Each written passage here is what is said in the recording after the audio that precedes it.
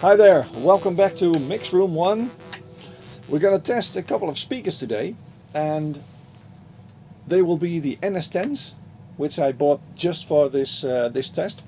And when the NS10's were discovered by studio people, they were actually NS615's, which were rebranded into NS10's, but the NS615 from 1977-78 is actually exactly the same speaker as the NS10's that we're using today.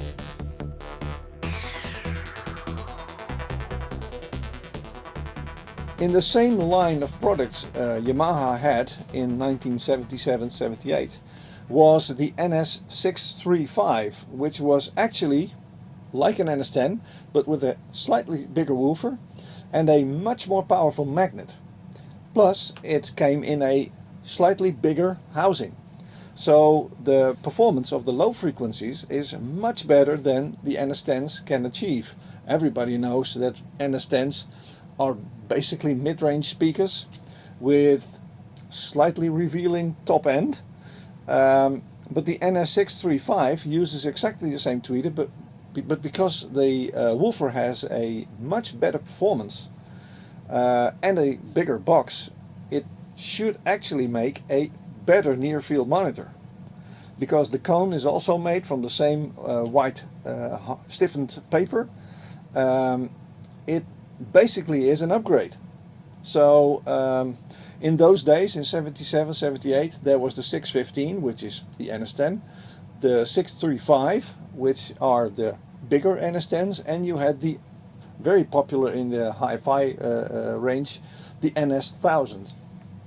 So let's see. I've been memorizing the sound of these NS10s in the last days, so I'll connect the NS635s now, and let's see if they perform like I hope they will perform, because then I can sell these NS10s and the 635s will stay.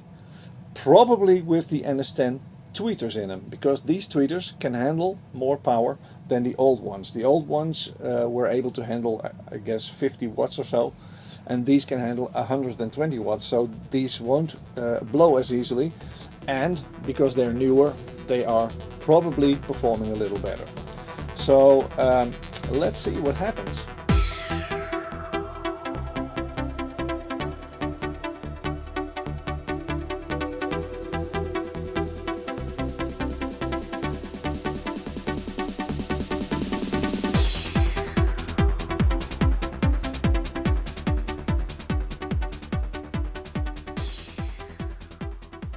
Well, that was a revealing session.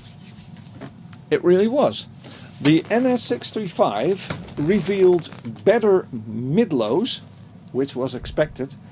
And I noticed it on a track by New Order called The Village, which has in the intro, has a very soft acoustic guitar on the left channel. I never noticed it on the big A's here, but the NS10's revealed it for the first time to me.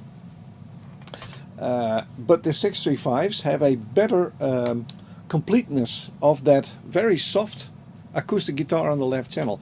So if you're doing acoustic music or hard rock and you want to have your instruments sound and be noticeable in the mix as complete as you can get it on speakers, you might have a better chance with the 635s than with the normal NS10s.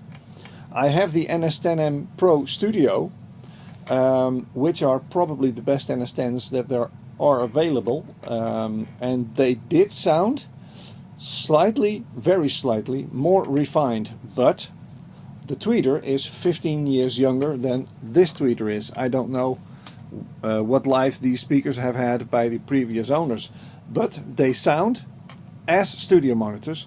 They sound bigger than NS10's, they sound more complete, and the top end is the same. The tweeter hasn't really improved since its early incarnations until the NS10 version, but I do think the capacitors in the filter need to be replaced. on all NS10's basically, by audio grade capacitors.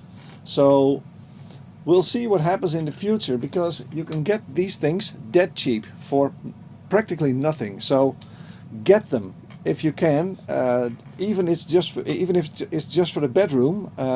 Get these speakers, because you can buy them under 150 euros. So be smart. These are better NS10's.